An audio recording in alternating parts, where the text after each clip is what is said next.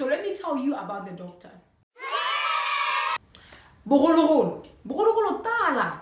Very long time ago, I dated a doctor, okay? It wasn't really a date. You know, he was still in the pursuing phase. I think like 3 weeks or so, where he was still saying, OD, I like you, OD, hi, OD, can I take you out on a date? It was like 3 weeks, a 3-week period kind of thing, okay?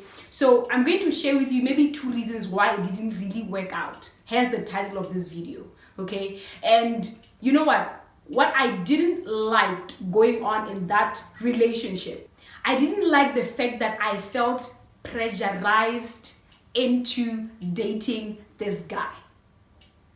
We were only getting to each other. It was like a 3-week period. Like, I thought it was too soon, you know? So he would say things like, why can't you date me? Why aren't you agreeing to date me? Kante, when are you going to say something? Kante.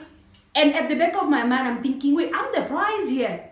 Like, what's up with the hurry? Like, why can't you just allow me to evolve to that place that you really, you know, if you can be in that place or you really feel like you want to be with me, why can't you be patient and allow me to reach that level where I really want to be with you? If I'm not there yet, why not allow me time to figure it out on my own, with my own pace, until we arrive at that level where you can't be without me, I can't be without you, and we are just, oh my God, a mesh made from heaven. But he wasn't allowing me to evolve to that level. So because of the pressure, I felt like, I'm not really sure that I feel safe. That was the first thing.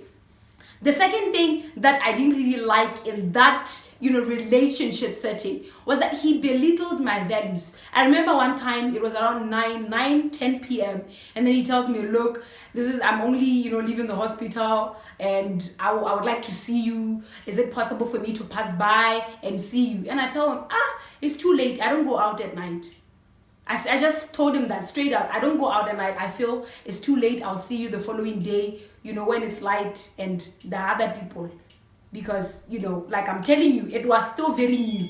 And he says things like, you know, why are you old, so old? Why are you old school? Why are you acting like a grandmother?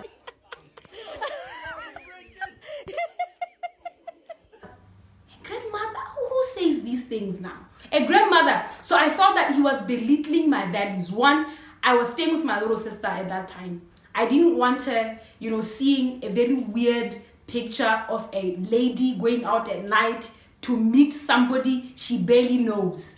I wanted to, you know, model the right picture for my little sister. And 2, we were still very new. I'm not going out at night to meet you. I don't know you. What if you kidnap me? What if something? I wasn't comfortable with that. So I didn't like the fact that he belittled my values. I know it sounded, you know, I believe that your values are your values. They don't have to make sense to me.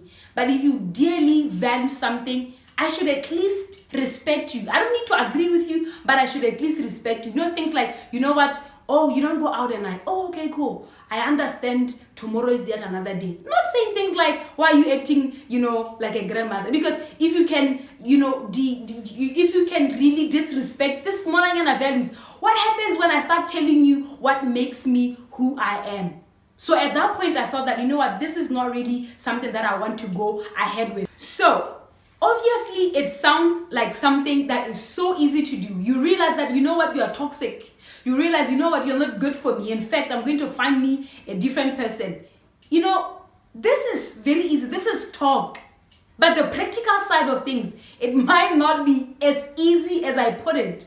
Look, it was painful for me to go to him and say, I don't ever want to see you again. I think you are a nice guy, but I don't really think you and I can work, you know, as a couple. It was nice to meet you. Have a nice life. Goodbye. And I said that with my heart beating, tearing, bleeding inside. Like I said, you need to understand that there is a difference between making a decision and your feelings. And sometimes, like I said earlier, that you need to come to a place where you see and you evaluate, what do I deserve versus what do I feel? It's not going to be easy working away.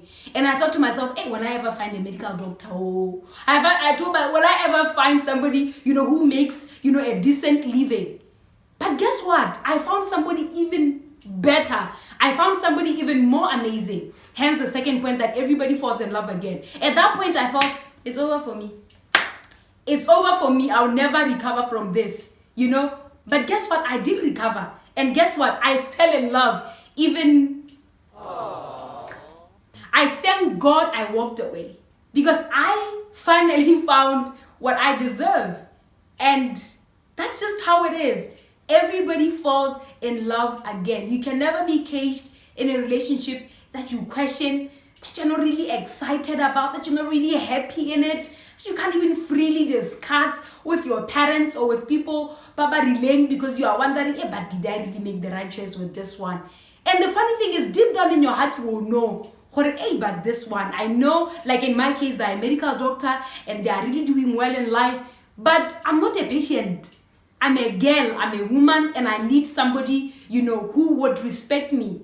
Do you understand? When we go home, it's no longer patient, it's no longer what's your BP, this is relationship, this is love. I want you to know that everybody falls in love again. That's the point that I want to drive, okay? Yes. So I had to also sit down with myself and share in the blame. To be honest, I was not enough for him, you know, because he wanted somebody who is fast, somebody who is quick. I'm going to take you at 10, in fact, calm. You know, somebody who can compliment him, somebody who, you know, is compatible with him. I wasn't enough.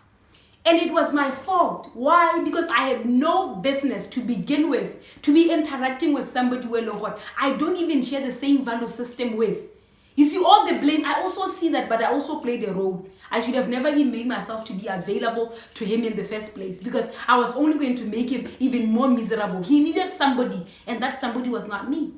I also needed somebody, and that somebody was not him. So all we did was to make each other miserable. So it's both our fault. It's my fault, it's his fault. You know, I share this blame. And this is amazing, because it's like I'm also reflecting. In the next relationship, I'm obviously going to see that, okay, but do we share in the same value system? Okay, but do we in this, you know, and then it makes me a better partner in the next relationship. So thank you so much for watching all the way to the end. I had a wonderful time, and I believe you had a wonderful time too. I hope and I pray that you got something from this video about breakups. So please, thank you so much for tuning in. And those that are new, this is your opportunity to subscribe, because there are a lot of videos that are coming that are going to knock your socks off. Okay, a bit aggressive, I'm sorry. But this is the time for you to subscribe, to like, and to comment. And thank you so much for watching all the way to the end. So signing out. Bye.